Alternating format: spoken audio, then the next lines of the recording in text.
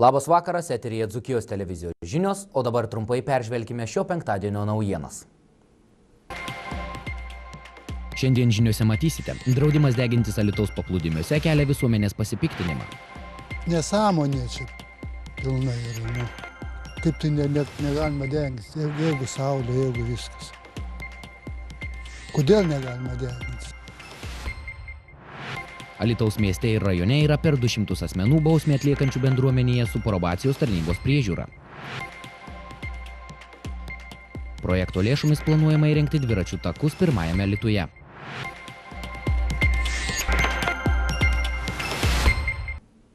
Oras vis labiau šyla ir kaista, o maudymosi sezonas jau prasidėjo. Tačiau pagal naujai patvirtintas Alytaus miesto švaros ir tvarkos taisyklės, alytiškiams nederėtų mieste esančiuose paplūdimiuose lepinti saulės voniomis. Alytiškius piktina ir kiti taisyklių punktai, mat draudžiama gaudyti žiurkes bei vedžioti augintinius arčiau nei 20 metrų nuo vandens telkinio.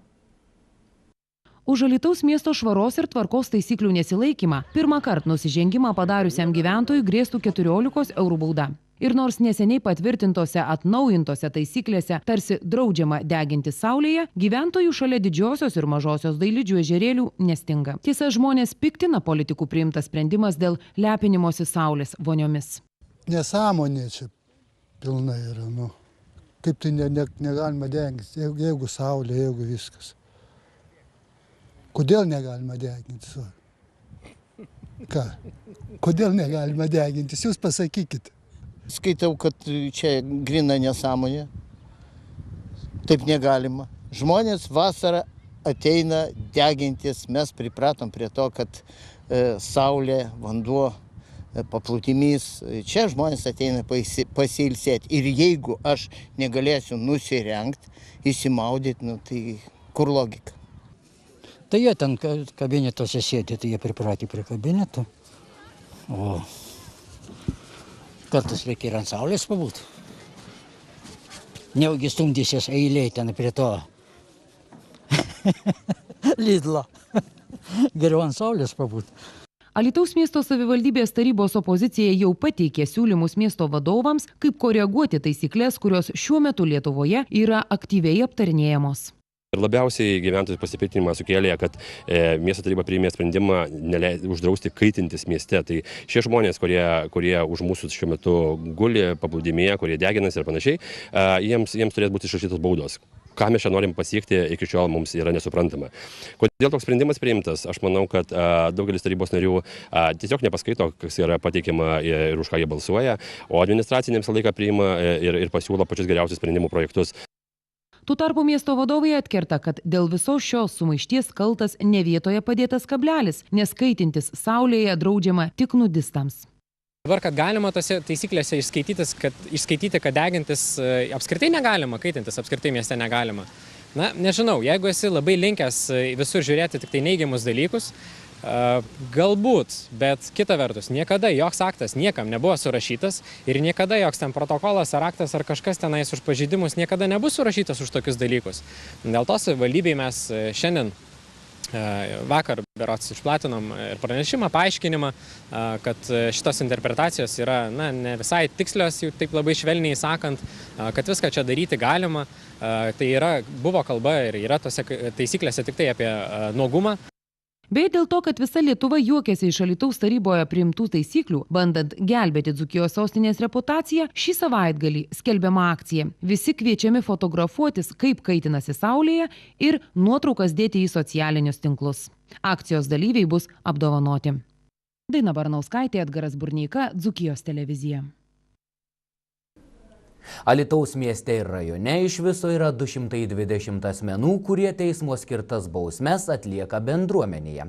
Šios asmenys prižiūri probacijos tarnybos specialistai, kurie iš pažeidėjų reikalauja aktyviai veikti, sprendžiant savo socialinės problemas ir atlyginti padarytą žalą visuomeniai. Kauno apygardos probacijos tarnybos direktorius Saulius Rajunčius dalyvavo Alytaus rajono savivaldybės tarybos posėdyje, kuriame pristatė probacijos tarnybos veiklą, vykdomas priemonės ir projektus, tarnybinės veiklos gerosios patirties pavyzdžius. Alytaus mieste teismo skirtas bausmes bendruomenėje atlieka 150, o Alytaus rajone 70 asmenų. Jeigu jūs nesidomite, tai greičiausiai ir nežinosite, kad tie žmonės yra tarp jūsų ir čia dar kartą parodo, kad nereikia jų labai gąsdintis ir jie nėra tokie jau baisus. Ir kaip ir sakiau, netgi tie žmonės, kurie nusikaltę, papildomai padaro nusikaltimus labai retai, ypač kol yra prižiūrimi probacijos tarnybos. Yra įvairiausių žmonių, pasakysiu, šitoje vietoje yra ir tie, kurie didesnę dalį sudaro apie pusę, tai yra sudaro už smurtą artimoje aplinkoje, kurie yra nuteisti. Taip pat yra už turtinės nusikalstamo pobūdžio veikas, už vagystės, už plėšimus, už sukčiavimą. Taip pat yra keletas žmonių, kurie yra paleisti iš laisvės vietų ir yra jie teisti už nužudymą. Ar yra tarp jų moterų? Taip, yra keletas moterų, bet kaip ir bendrai moterų skaičius nėra didelis, tai yra procentas apie 5-7 procentai, svyruoja tarp 5, iki 10 maksimum būna procentų moterų, daugiau 90% sudaro paprastai probacijos tarnybos priežiūroje asmenų vyrų. Probacijos tarnybos pareigūnų akiratyje teismo paskirtas bausmes bendruomenėje asmenys atlieka nuo 2 mėnesių iki 7 metų. Dažniausiai tai būna dėl smurto artimoje aplinkoje. Maždaug apie 5% jų priežiūros laikotarpio, tai yra atkreipiu dar kartą dėmesį. Tie asmenys, kurie jau padarė vienas iki nusikalstamą veiką ar ne vieną kartą ir priežiūros laikotarpio tik tai vėl padaro apie 5%, tai yra iš 105. Tai tos priemonės, kurias vykdo probacijos tarnybos, elgesio pataisos programos, važiavimas pas juos į namus, stebėjimas jų bendravimas kartu su jų šeimos nariais, įtraukimas, jeigu moksleiviai, tai mokyklas važiavimas, stebėjimas, tai duoda tikrai rezultatų ir jie pakankamai, aišku, vis tai, kai yra galima geriau, bet nusikalstamos veikos padaromos pakartotinai tikrai retai. Ar daug ten yra nepilnamečių? Dabar šiai dienai yra 14, jeigu neklystu, nepilnamečių, kurie yra probacijos tarnybos priežiūra Alytaus mieste ir rajone, jeigu kalbame. Probacija ir kitos alternatyvos įkalinimui reikalauja iš pažeidėjo aktyviai veikti, sprendžiant savo socialinės problemas ir atlyginti padarytą žalą visuomeniai. Daina Barnauskaitė, Kęstutis Ražanauskas, Dzūkijos televizija. Alytaus, Birštono ir Gardino savivaldybės planuoja dalyvauti startavusioje Lietuvos, Latvijos, Baltarusijos programoje skirtoje kultūriniam turizmui. Dzūkijos sostinėje šios projekto lėšos būtų panaudojamos pirmojo Alytaus dviračių takams įrengti. Alytaus turizmo informacijos centro kvietimu Alytuje lankėsi aktyvaus turizmo projektų vykdytojai iš visuomeninės organizacijos Respublikinė turizmo ir sporto sąjunga, Gardino srities skyriaus Baltarusijos ir Birštono savivaldybės administracijos. Svečius priėmė Alytaus miesto savivaldybės meras Vytautas Grigaravičius ir mero pavaduotojas Tautvydas Tamulevičius. Susitikimo metu kalbėta apie galimų bendrų Alytaus ir Birštono savivaldybių Gardino miesto turizmo srities projektų įgyvendinimo galimybes. Alytaus miesto planuose dviračių infrastruktūros plėtra. Tad naujojo projekto lėšos būtų panaudotos pirmojo Alytaus dviračių takams įrengti. Visuomet tamprų santykiai su partneriais yra naudingi, nes tuomet gali vienas iš kito pasimokyti, kaip šituo atveju, tai tiesiog galima ieškoti ir įgyvendinti bendrus projektus, kurie naudingi būtų tiek vienai pusiai, tiek kitai pusiai.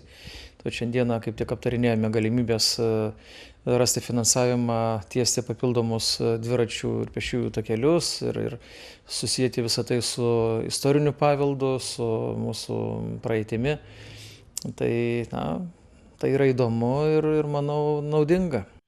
Alytaus turizmo informacijos centras ne vienerius metus bendradarbiauja su Birštono savivaldybės, Gardino ir Ašmenos Baltarusijos turizmo specialistais įgyvendinant bendrus aktyvų poilsį skatinančius Lietuvos ir Baltarusijos pasienio projektus. 2013-2015 metais projekto lėšomis Alytuje ir Alytaus rajone buvo įrengtos rodyklės į lankytinus objektus, stendai su informacinė ir kartografinė medžiaga, parengti atnaujinti Alytaus miesto ir rajono žemėlapiai. Projekto metu išleisti bendri leidiniai. Dabar planuojama dalyvauti наujose проектуose.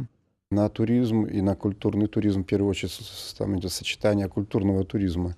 Turizmui ir kultūriniam turizmui bus teikiami prioritetai. Toje eilutėje yra 16 milijonų eurų. Reikia parengti gerą projektą, kuris turėtų bendrą tikslą. Pas mus su Lietuva yra daug bendro. Baltarusija ir Lietuva, dėkui Dievui, niekada nesiaiškino santykių. Visada gyveno draugiškai, visada buvome greta.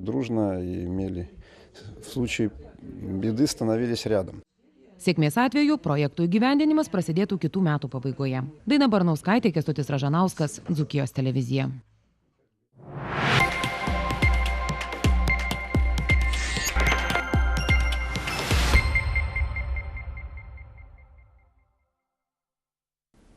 Šios dienos kriminalinius įvykius apžvelgs mano kolega Aivaras Juškevičius.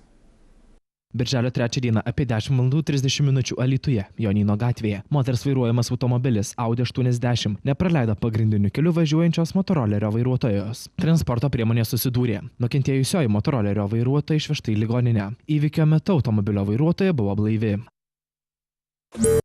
Praėjusią parą Alytaus apskrities vyriausio policijos komisariato kelių policijos skyrius užfiksavo 21 kelių eismo taisyklių pažeidimą. Daugiausiai iš jų 10 buvo greičio viršimo pažeidimai, 5 sustojimo stovėjimo pažeidimai. Taip pat išsiaiškinti 2 vairuotojai neturintys vairuotojo pažymėjimo. Aivaras Juškevičius, Edgaras Burneika, Dzūkijos televizija.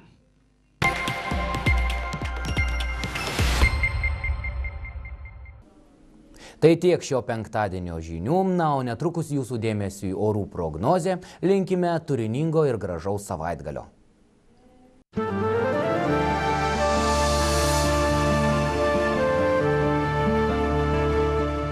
Rubrika remia Sumani TV, naujos kartos Seagates televizija.